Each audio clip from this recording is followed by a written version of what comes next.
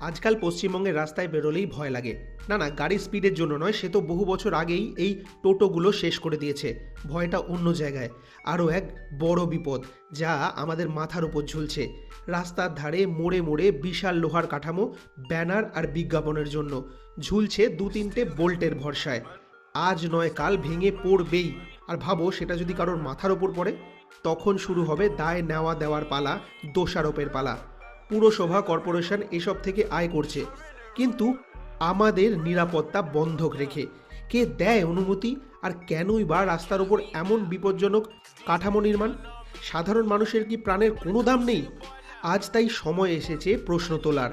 এই বিপজ্জনক লোহার স্ট্রাকচারকে অবিলম্বে সরাতে হবে আমাদের নিরাপত্তা নিশ্চিত করার স্বার্থে। আমাদের দাবি একটাই, নিরাপদ রাস্তা, নিরাপদ জীবন। তাই এই ভিডিও শেয়ার করো যত পারো, কারণ আমাদের নিরাপত্তা আমাদেরই সুনিশ্চিত করতে হবে।